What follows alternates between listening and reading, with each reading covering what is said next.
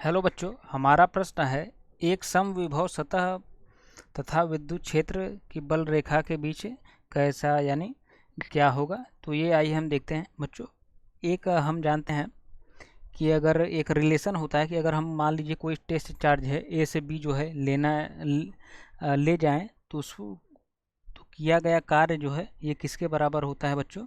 ये होता है हमारा, अगर हम देखें तो ये हमारा हो जाएगा, मान लीजिए ए से बी जो है हम टेस्ट चार्ज ले जा रहे हैं तो हमारा किया गया कार्य एफ इंटू डी एल के बराबर हो जाएगा।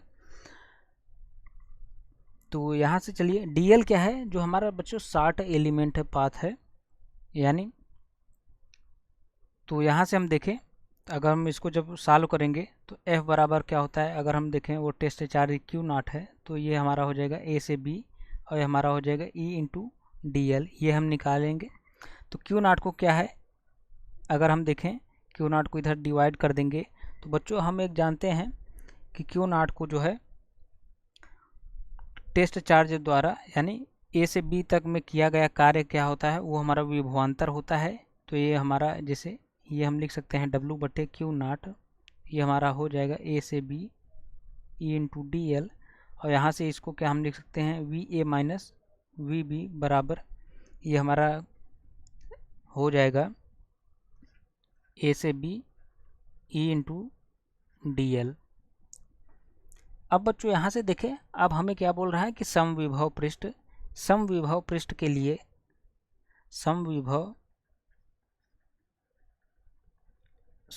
पृष्ठ की बात करें तो हमारा क्या हो जाएगा वी ए बराबर वी बी हो जाएगा। क्योंकि अगर एक कोई पृष्ठ है समविभव, अगर ए पॉइंट यहाँ है बी यहाँ है तो इनका जो विभव होगा वो क्या होगा, बराबर होगा।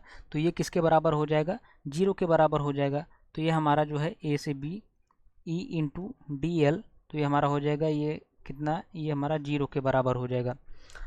अब चूंकि बच्चों 0 के बराबर हो जाएगा, चूंकि जब हम इसको यानी जब इसको इंटीग्रेशन हम करेंगे तो इसमें जो है हमारा एक कॉस का टर्म आएगा थीटा, तो ये हमारा किसके बराबर हो जाएगा, थीटा बराबर किसके, 0 के।